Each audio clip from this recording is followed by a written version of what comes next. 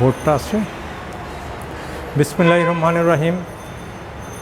প্রিয় শিক্ষার্থীবৃন্দ, আশা করি তোমরা ভালো আছো।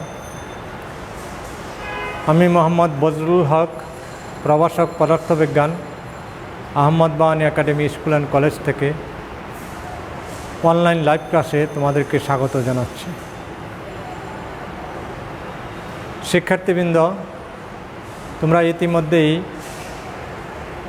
বেশ কিছু ক্লাস অনলাইনের মাধ্যমে অংশগ্রহণ করে তার থেকে বিষয়বস্তু জানার জন্য তোমরা চেষ্টা করেছো, আমরাও চেষ্টা করছি তোমাদেরকে জানানোর জন্য। তাই আজকে আমি তোমাদের দ্বাদশ শ্রেণীর শিক্ষার্থীবৃন্দ তোমাদের পদার্থবিজ্ঞান দ্বিতীয় পত্রের তৃতীয় অধ্যায় চলতরিৎ আর একাদশ শ্রেণীর শিক্ষার্থীবৃন্দ তোমাদের পদার্থবিজ্ঞান প্রথম পত্রের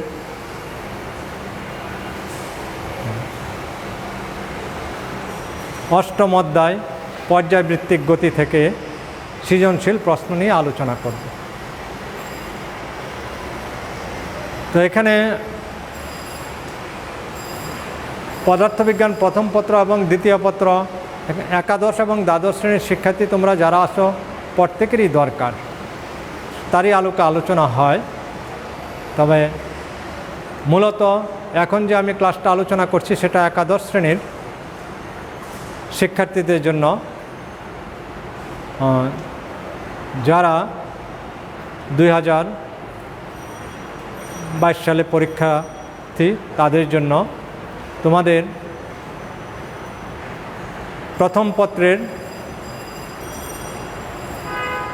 অষ্টম অধ্যায় পর্যায়বৃত্তিক গতি থেকে সৃজনশীল প্রশ্ন নিয়ে আলোচনা করছি।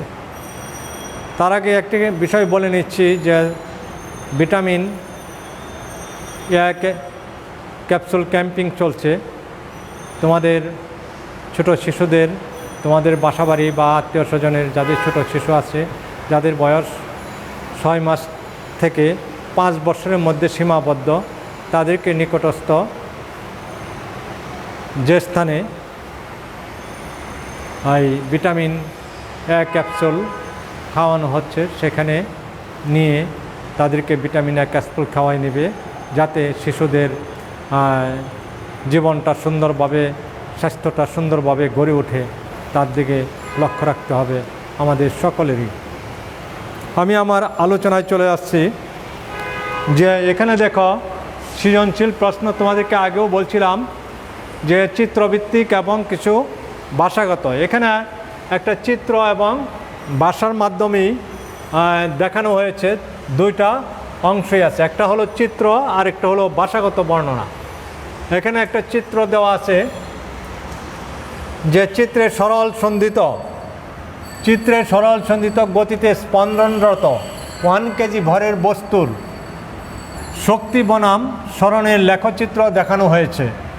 বস্তুর বিস্তার 0.01 মিটার এবং কম্পাঙ্ক 12 হার্টজ। এইটুকু চিত্রের আলোকে এখানে বর্ণনা দেওয়া আছে। তার আলোকে আমাদের এখানে যে সৃজনশীল প্রশ্নগুলি থাকবে সেগুলি সমাধান করতে হবে। এখানে যে উদ্দীপকটা হলো একটা চিত্র আর ভাষাগত দিক। চিত্রে সরল সন্ধিত গতিতে স্পন্দনরত 1 কেজি ভরের বস্তুর শক্তি বনাম সরণের লেখচিত্র দেখানো হয়েছে। বস্তুর বিস্তার 0.01 মিটার এবং কম্পাঙ্ক 12 হার্টজ হলে এখানে যে প্রশ্নগুলি থাকবে তার উত্তর দিতে হবে। আমি প্রশ্নগুলি পর্যায়ক্রমে বলছি এবং উত্তর দেওয়ার চেষ্টা করছি, তোমরা তা লক্ষ্য করো। এখানে দেখো আমি শুধু চিত্রটা রেখে দিয়েছি আর বর্ণনামূলক যা ছিল সেটা আমি হোয়াইটবোর্ডটা থেকে মুছে ফেললাম। এখানে কতে বলা হলো সেকেন্ড দোলক কি? সেকেন্ড দোলক কি? তাহলে সেকেন্ড দোলক কি যদি এটা বলা হয়, তাহলে দোলকের সংজ্ঞাটা দিতে হবে। এখানে জ্ঞানমূলক প্রশ্ন 1 নম্বর। তাহলে যে দোলকের দোলনকাল 2 সেকেন্ড তাকে সেকেন্ড দোলক বলা হয়।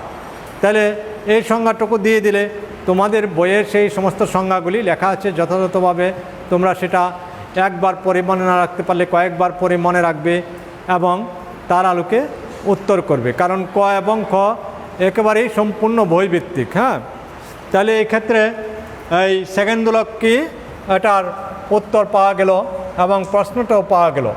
তারপরে খ যে অংশটা সেখানে বলা হলো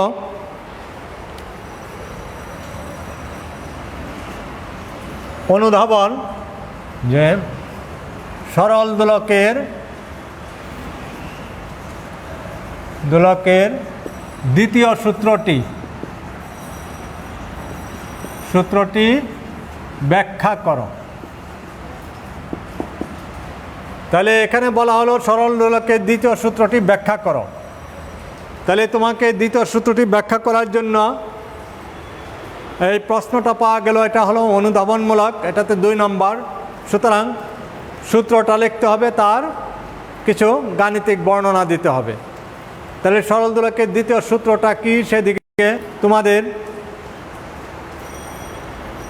জানা থাকতে হবে এবং সেটা বইয়ে স্পষ্টভাবেই দেওয়া আছে যে কৌণিক বিস্তার অল্প হলে কোনো নির্দিষ্ট স্থানে সরল দোলকের দোলনকাল তার দৈর্ঘ্যের সমানুপাতে পরিবর্তিত হয়।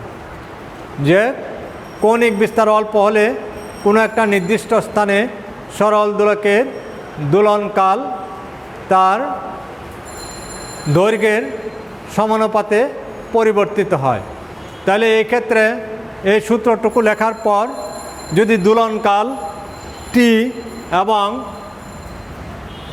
কার্যকরী দৈর্ঘ্য যদি এল হয়,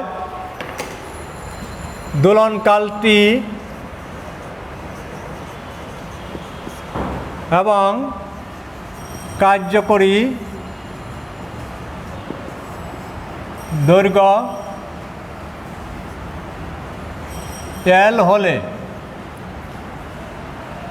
তাহলে সূত্র অনুসারে আমরা লিখতে পারি যে টি বেরিজেস এল যখন জি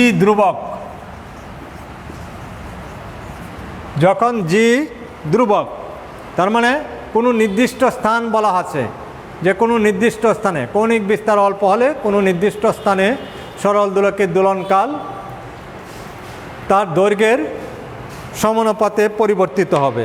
তাহলে এখানে দৈর্ঘ্য যদি হয় তাহলে আমরা এইভাবে লিখতে পারি। এখন এটাকে আর একটু বিস্তৃতভাবে লিখতে গেলে আর একটু, যেহেতু এখানে 2 নাম্বার, তোমাকে একটু ব্যাখ্যা করে দেখাতে হবে যে দৈর্ঘ্য, সরল দোলকের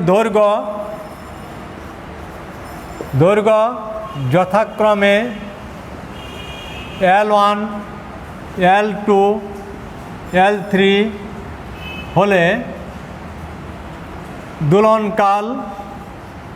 দোলনকাল যথাক্রমে T1, T2, T3 হলে তখন আমরা লিখতে পারি যে T1 by L1, T2 by L2, T3 by L3 এরকমভাবে প্রত্যেকটাকে ভাগ দিলে এটা হয় একটা ধ্রুবক রাশি, ধ্রুবক। তার মানে এর থেকে লেখা যায় যে T বাই L ধ্রুবক। অতএব আমরা বলতে পারি যে টি বেরিজেস এল, যে এই দোলনকাল দৈর্ঘ্যের সমানুপাতিক, যে দোলনকাল দৈর্ঘ্যের সমানুপাতিক। অতএব টি বেরিজেস এল যখন জি ধ্রুবক।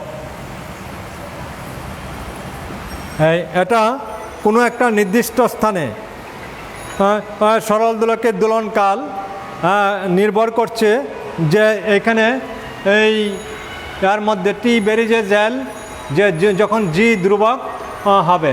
এইভাবে আমরা সরল দোলকের দ্বিতীয় সূত্রটা ব্যাখ্যা করতে পারি এবং তা দেখাতে পারি যে সরল দোলকের দোলনকাল হলো টি হলে টি বেরিজেস এল, যে দৈর্ঘ্যের সমানুপাতে পরিবর্তিত হবে।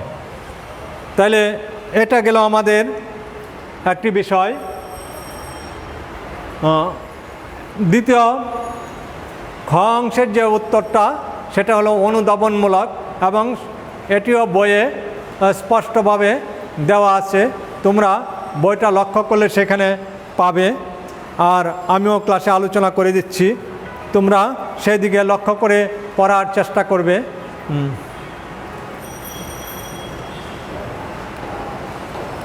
তাহলে এই ক্ষেত্রে দেখো যে ক খ অংশ চলে গেল, একটা হলো জ্ঞানমূলক আর একটা হলো অনুধাবনমূলক। তারপরে গ অংশে সেটা হলো প্রয়োগমূলক। প্রয়োগমূলকে যে প্রশ্নটা সেটা আমি লিখছি, তারপরে সমাধান দেখাচ্ছি। তাহলে গ অংশে বলা হলো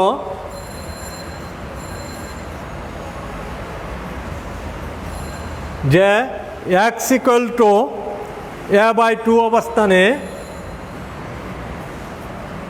a/2 অবস্থানে বস্তুর বেগ নির্ণয় করো। বস্তুর বেগ নির্ণয় করো, এটুকু বলা হলো যে x = a/2 অবস্থানে বস্তুর বেগ নির্ণয় করতে বলা হয়েছে। তাহলে যখনই আমরা এরকম, এটা হলো প্রয়োগমূলক, তাহলে প্রয়োগ মানে এখানে কোনো গাণিতিক সমাধান, প্রশ্নের সমাধান করতে হলে গাণিতিক সূত্রগুলি জানা প্রয়োজন। সূত্র না জানা থাকলে সেটা সমাধান করা সম্ভব হবে না। প্রথম অবস্থায় দেখে নিতে হবে যে এখানে কি কি দেওয়া আছে। তাইলে এখানে দেখো কি কি দেওয়া আছে, যে বস্তুর বিস্তার এখানে দেওয়া আছে, যেটা আমরা দেওয়া আছে সেটা লিখে নিব, অথবা বলবো যে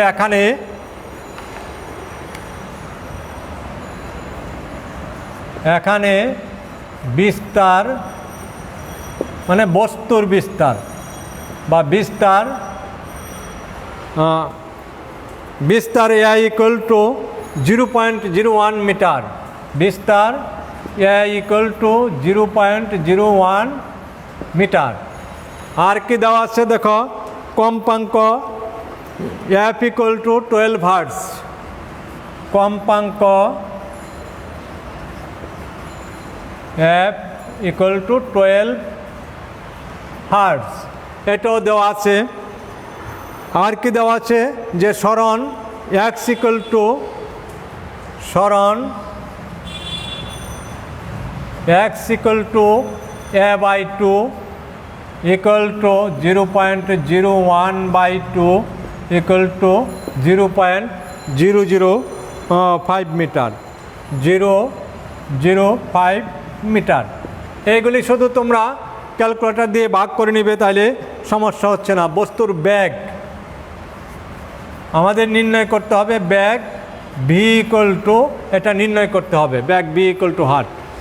তাহলে দেখো এখানে যে বিষয়গুলি আছে সেগুলি আমরা প্রথম লিখে নিব, যে কী কী দেওয়া আছে। বস্তুর বিস্তার a = এত, কম্পাঙ্ক f = এত, সরণ x = যা পেলাম, বেগ v = হার্ট, এটা নির্ণয় করতে হবে।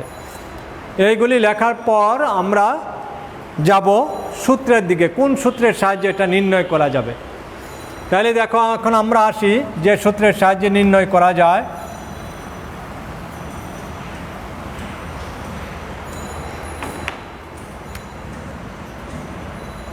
আমরা জানি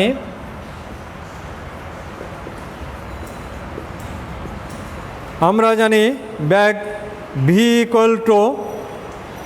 ω√a² - x²।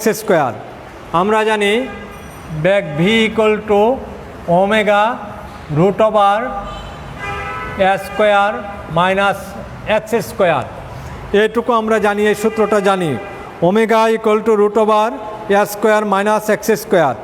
তাহলে এখানে লেখা যায় omega equal to 2 πf root over a square, এক্সের পরিবর্তে আছে a/2 এর হোল স্কোয়ার, এটা লেখা যায়।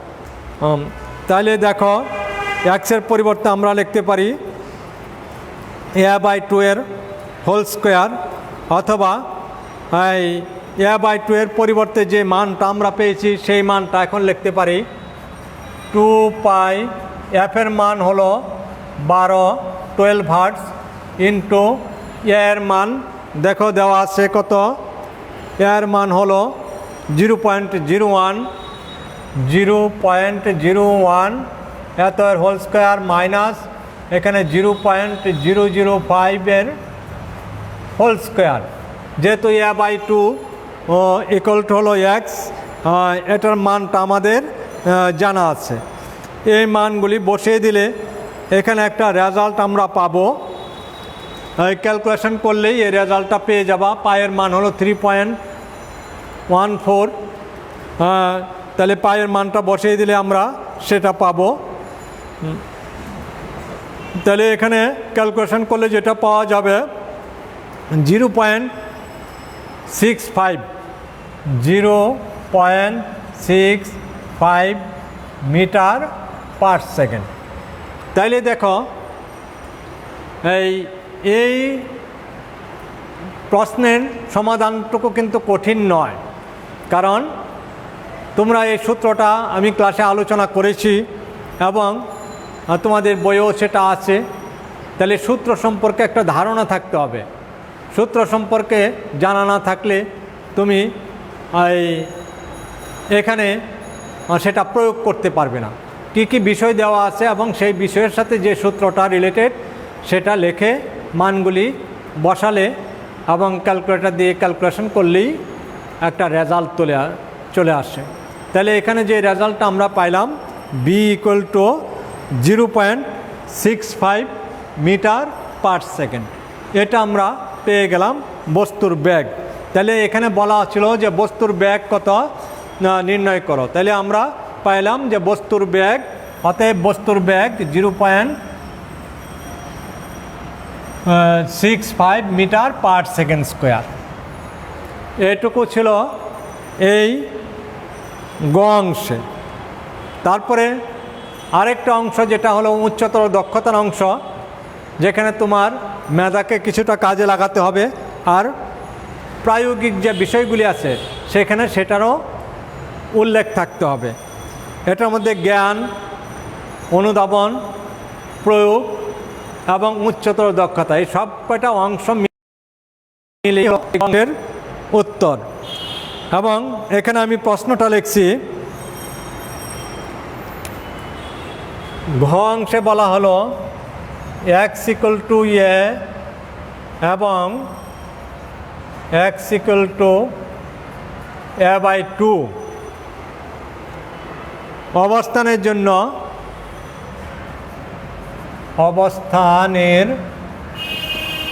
জন্য বস্তুটির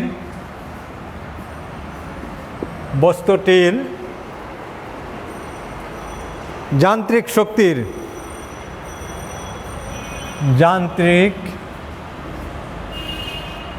শক্তির নিত্যতা সূত্র মেনে চলবে কিনা গাণিতিক বিশ্লেষণের মাধ্যমে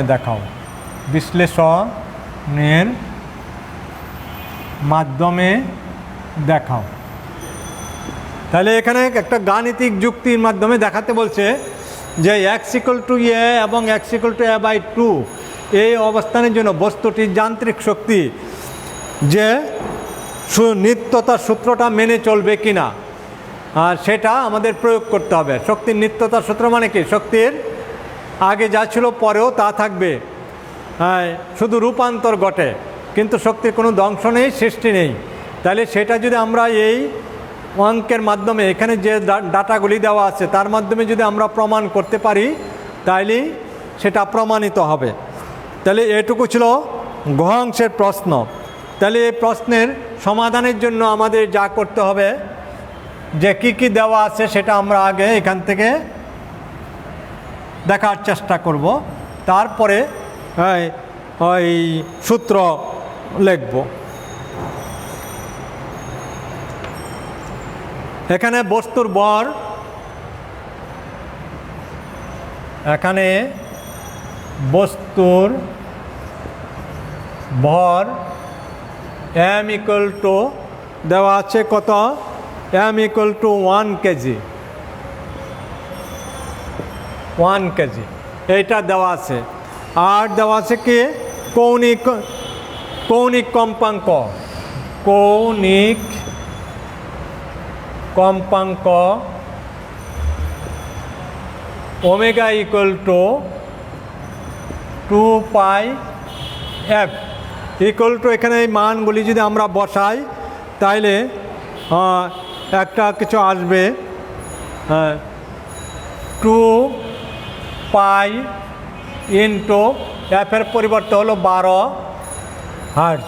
তাহলে এখানে এই মানগুলি বসানোর পর যে রেজাল্টটা আমরা পাবো সেটা হলো 75.4 রেডিয়ান পার সেকেন্ড, যে রেডিয়ান পার সেকেন্ড এইটুকু আমরা পেয়ে যাই যে এখানে কৌণিক কম্পাঙ্ক ওমেগা ইকুয়াল টু এত। আর কি দেওয়া আছে বিস্তার এআই ইকুয়াল টু 0.1 মিটার, বিস্তার এআই ইকুয়াল টু 0.1 মিটার, বিস্তার এআই ইকুয়াল টু 0.01 মিটার এটা দেওয়া আছে। এগুলি প্রশ্নে দেওয়া আছে, সেই প্রশ্নের আলোকে এইগুলি লিখতে হবে। এখন বাকি যে বিষয়টা সেটা আমরা এখান থেকে নির্ণয় করার চেষ্টা করব, কেমন? তাইলে এক্স ইকুয়াল টু এ অবস্থানে এটা ধরে নিচ্ছি আমরা, মনে করি এক্স ইকুয়াল টু এ অবস্থানে মোট শক্তি E1 এবং x equal to a by 2 অবস্থানে মোট শক্তি E2। তাহলে এখানে মোট শক্তি এ অবস্থানে হলো ই ধরে নিলাম, আর এ বাই 2 অবস্থানে ধরে নিলাম E2। তাহলে এই দুইটা আমরা আমাদের ধরে নেওয়া। এখন এই মানগুলি দিয়ে আমরা কিভাবে শক্তির সম্পর্ক দেখাতে পারি সেটাই আমাদের নির্ণয়ের বিষয়। তাহলে যেটা আমাদের নির্ণয় করে দেখাতে হবে যে E1 ইকুয়াল টু E2। তা আমরা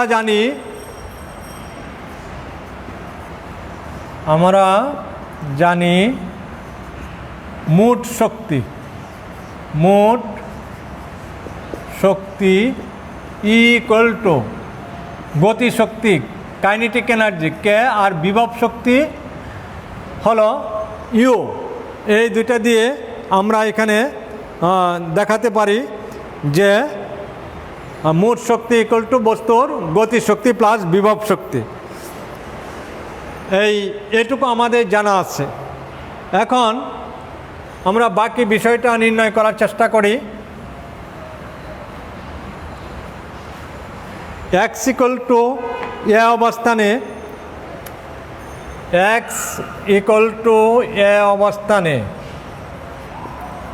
অবস্থানে গতিশক্তি K1 ইকুয়াল টু যে গতিশক্তি ইকুয়াল টু কি হাফ এম বি স্কোয়ার, তাহলে এখানে কিন্তু half m omega square into a square minus x square.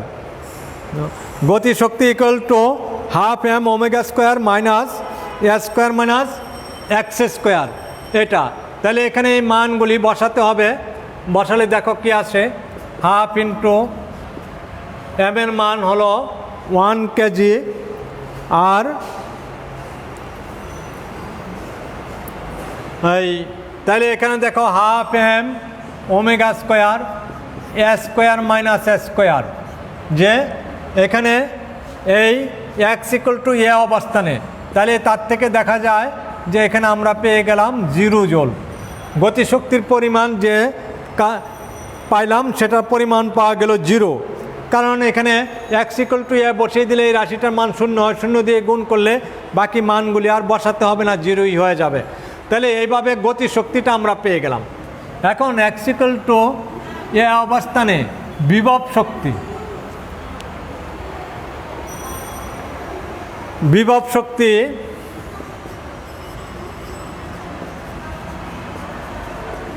U1 equal to half m omega square x square, half m omega square x square এইটুকু।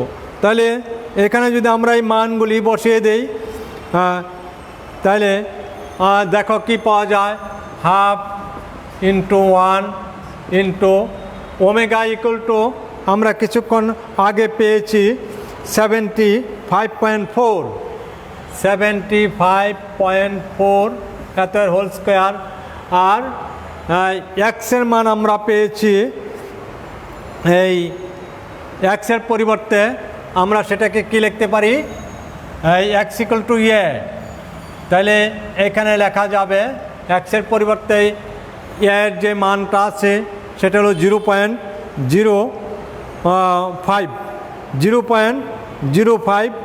Metre square, 0.05 metre square.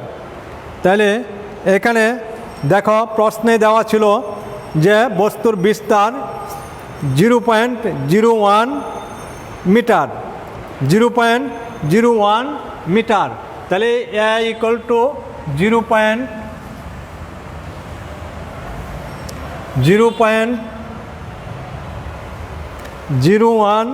Metre, 0.01 এত square. তাহলে এটা calculation দিয়ে যদি তোমরা calculation করো তাহলে একটা ফল পাওয়া যাবে, যেই ফলটা তোমাদের হবে 0.28 জুল, 0.28 জুল। তাহলে এখানে দেখো বিভব শক্তি এবং গতিশক্তি আমরা পেয়ে গেলাম।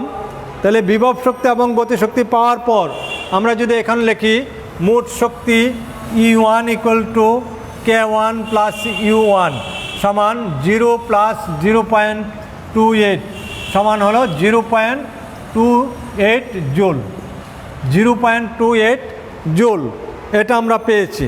কেমন? তাহলে এখানে দেখো আমরা পেয়ে গেলাম 0.028 জুল। তাহলে E1 এর মান আমরা পেয়ে গেছি, E1 ইকুয়াল টু 0.28 জুল। এটা আমাদের যখন নির্ণয় হয়ে গেল, এখন আমরা E2টা নির্ণয় করব। E2-র ক্ষেত্রে আমরা কি করতে পারি সেটা দেখার বিষয়। E1 ইকুয়াল টু আমরা এটা পেয়ে গেছি। তাহলে E2 নির্ণয় হবে আবার x ইকুয়াল টু, ঠিক আছে,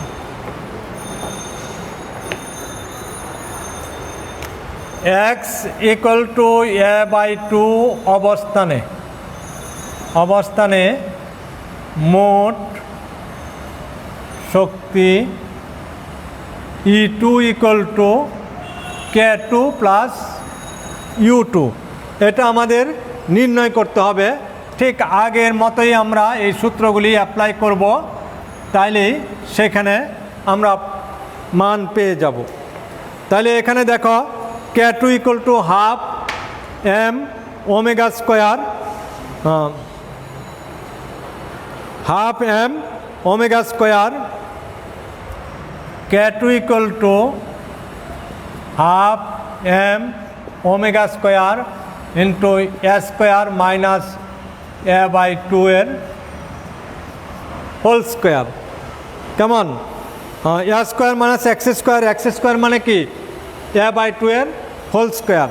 তাহলে এটা যদি আমরা সমাধান করি তাহলে কি পাওয়া যায় দেখো, হাফ এম ওমেগা স্কোয়ার, এখানে a square minus a square by 4, এটাকে সমাধান করলে পাওয়া যাবে হাফ এম ওমেগা স্কোয়ার, তাহলে কি পাওয়া যাবে ইন্টু 3/4 এ স্কোয়ার। তাহলে এখানে অবশেষ দাঁড়ালো কি 3/8 m omega square a square, 3/8 m omega square by a square. এইটুকু আমরা পেয়ে গেলাম এই K2 এর মান, যে হাফ এম ওমেগা স্কোয়ার মানে এক্স স্কোয়ারের পরিবর্তে এ বাই 2 বসালে আমরা পেয়ে যাই 3/8 m omega square a square. এখন অনুরূপভাবে আমরা U2টা নির্ণয় করব, যে বিভব শক্তি U2 equal to half m omega square, U2 equal to half m omega square by লেখা যাবে যে এখানে এ বাই